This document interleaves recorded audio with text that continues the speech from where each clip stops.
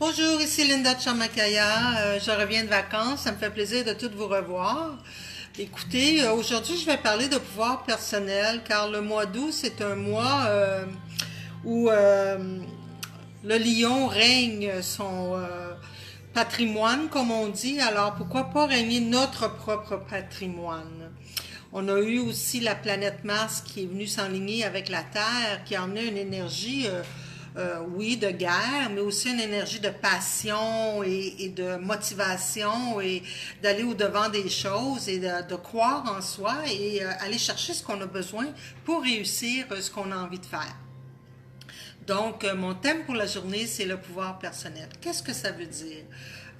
Ça n'a pas rapport naturellement au contrôle ou de diriger des gens ou d'avoir un poste hiérarchique de peu importe que ce soit au travail ou être l'aîné de la famille ou des choses comme ça. Un pouvoir personnel, c'est vraiment un état d'être conscient que nous avons tous à l'intérieur de soi les outils nécessaires pour accomplir notre vision ou notre mission de vie. C'est bien sûr, il y a beaucoup de gens qui ne savent pas identifier leur mission de vie, mais prenez quelque chose que vous aimez faire. Mettons par exemple la cuisine. Quelqu'un qui aime papoter réussit à 95% ses plats et voit même pas l'heure passer quand il prépare ses plats. Donc, il est dans une partie de sa mission de préparer la nourriture pour les gens. Ça peut être parce que c'est beau, ça sent bon, il fait la présentation plus que les ingrédients. Ça peut être parce que c'est un inventeur qui va concocter toutes sortes de choses.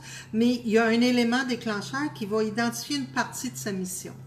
Ça, puis quand on est conscient de ça, on prend une partie de notre pouvoir. Parce que quand on fait cette tâche, on exécute cette chose, on se sent en maîtrise. On n'a pas peur de l'échec, on n'a pas peur des commentaires, on sait ce qu'on fait et on va d'avant. Alors, son pouvoir personnel, ça ressemble beaucoup à ça. C'est d'avoir une estime de soi qui veut dire, quand on s'estime, c'est qu'on sait qu'on a une valeur. Puis je parle pas d'une valeur où on est belle, où on a beaucoup d'argent, où on a un poste de renommée, où on est une vedette. Je parle d'une valeur personnelle que on reconnaît que la graine de sable qu'on est dans la plage, elle a son importance. Que la goutte d'eau dans l'océan qu'on représente, elle a son importance. Car chacune de ces gouttes font la masse qui font que ça donne une étendue. Alors, quand on reconnaît qu'on a une importance sur cette terre, on a une importance auprès des gens avec qui on vit, avec qui on travaille, qu'on a une importance sur la planète qu'on a choisi de venir, auprès des animaux, des règnes minérales et végétales, on va chercher le meilleur de notre estime de soi parce qu'on n'a rien à prouver à personne. On le sait que nous, notre présence, elle a sa place.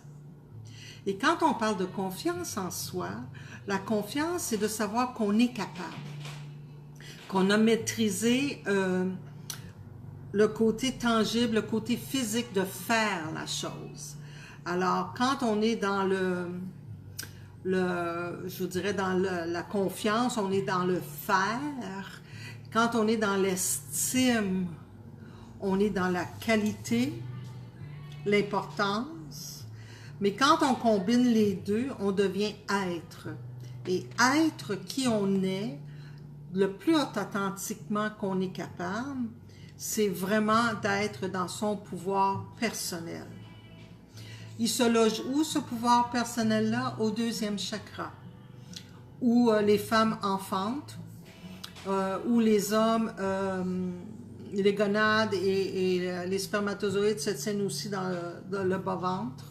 Alors, c'est un endroit de création. C'est le chakra de la créativité. C'est un chakra qui travaille beaucoup la joie de vivre, l'enfant intérieur. Alors, ça nous ramène toujours à notre innocence, à notre pureté. Et quand on n'était pas biaisé par toutes les croyances extérieures, tous les dogmes sociaux et ainsi de suite. Alors, le pouvoir personnel se loge là. Des gens qui recherchent à être dans leur pouvoir personnel peuvent méditer sur le deuxième chakra, le sacré, le hara, comme vous voulez l'appeler. Ils mettent une intention de réussite et de la mettre en pratique.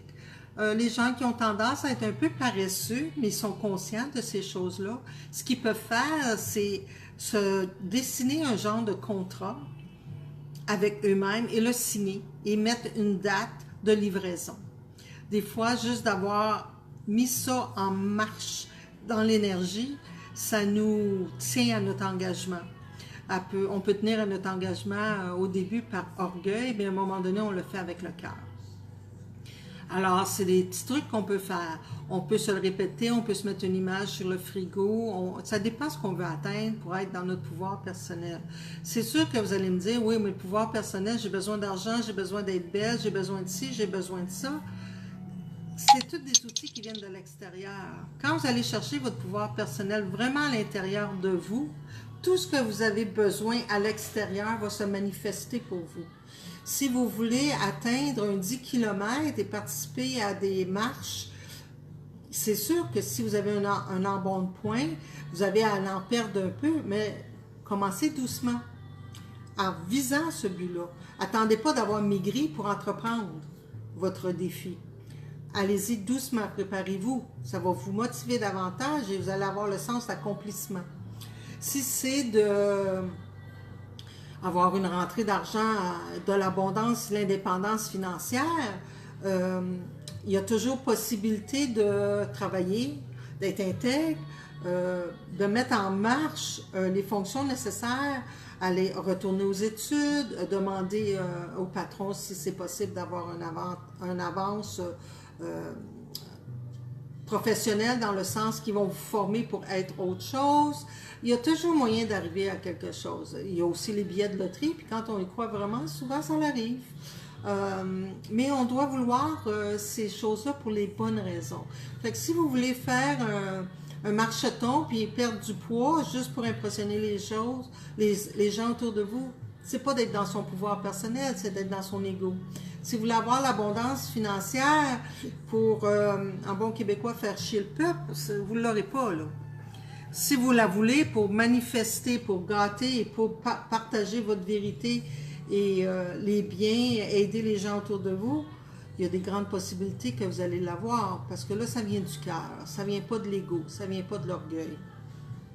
Alors, le pouvoir personnel se définit individuellement, mais s'atteint souvent collectivement. Alors, c'est quelque chose à prendre en considération. Vous savez, vous décidez que vous voulez telle chose, c'est votre but, mais quand on a des gens qui nous encouragent à l'aide, c'est pas pour rien qu'il y a des cheerleaders au football, hein? C'est pas juste pour attrayer les gens, les fans, c'est pour encourager les joueurs. Alors, c'est important d'avoir un soutien. L'être humain a besoin d'être soutenu, de savoir qu'il est à bonne piste et d'aller chercher des fois son énergie par le biais des autres. Alors, ce qui est important à se souvenir, c'est quand vous allez chercher cette énergie-là et que vous l'appréciez, vous la rendez aussi aux autres. Il y a une journée, c'est vous qui allez encourager quelqu'un. Il ne faut rien prendre pour acquis, il faut rester dans l'humilité et il faut se mettre des buts qui sont atteignables selon notre conscience. Vous savez, on devrait pas demander la Lune avant d'avoir peut-être atteint les étoiles. Comprenez ce que je veux dire? Fait qu'il faut y aller pas par pas. Puis à un moment donné, notre pouvoir personnel prend de plus en plus d'ampleur, mais d'une façon humble. Il vient du cœur. Il est de plus en plus connecté avec l'au-delà, avec tout ce qui est maître ascensionné, angélique, source, amour universel, comme vous voulez la nommer.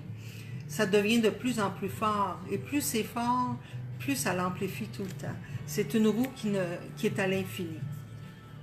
Alors, c'est un petit peu de quoi je voulais vous parler parce que comme le lion est le roi de son royaume et il peut rougir autant qu'il peut avoir du courage, autant qu'il peut couver ses petits, l'être humain peut faire la même chose avec son pouvoir personnel. Vous avez le droit de le crier haut sur les toits, vous avez le courage nécessaire pour l'atteindre et vous avez le droit de couver votre projet et pas le partager tant que vous ne serez pas prête. Fait que sur cette note, je vais vous parler un petit peu, on a monté notre calendrier, on a une activité le 17 août de Qigong pour ceux qui veulent venir tenter l'expérience. Allez voir sur notre site web pour contacter Micheline, ses coordonnées sont là. Et dès septembre, on a une belle gamme de cours qui se présentent. Naturellement, les cristaux, on a la racine de vie qui est en rapport à la métaphysique, on a des cours qui sont concentrés sur le divin sacré féminin, la matrice, le rebozo. On a aussi des méditations qui commencent le 13 septembre. Nous avons une belle gamme, une belle éventail de cours. Nous avons une conférence aussi début septembre sur l'importance du Qi.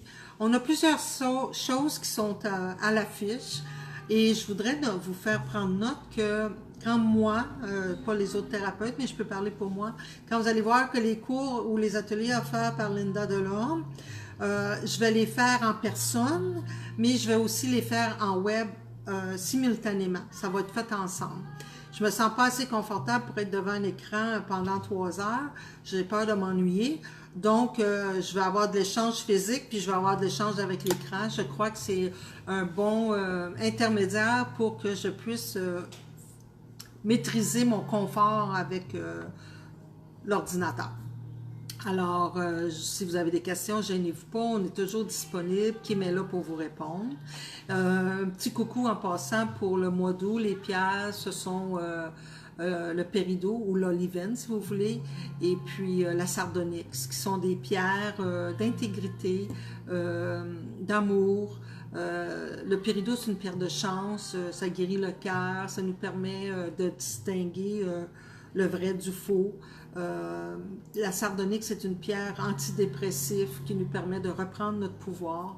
Alors le mois d'août, c'est toujours un bon temps pour ajuster nos demandes ou nos consignes qu'on s'est données au mois de janvier pour la nouvelle an, ce qu'on voulait atteindre. Au mois de juin, souvent, on revise les buts qu'on voulait, on les raffine un peu. Mais au mois d'août, on peut prendre le temps de raffiner les outils qu'on prend pour les atteindre. Alors, sur ça, je vous souhaite une super de belle journée, un beau week-end, il annonce beau encore. Alors, on se verra vendredi prochain. Fait que d'ici ce temps-là, je vous envoie plein de bisous et puis à bientôt. Bye bye! Je vais prendre le temps de montrer la péridot et la sardonyx. Alors, la pierre de péridot pardon, ressemble à ça ici.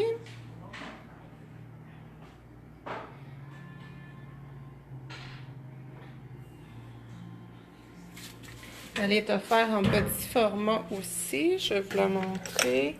Et la sardonyx.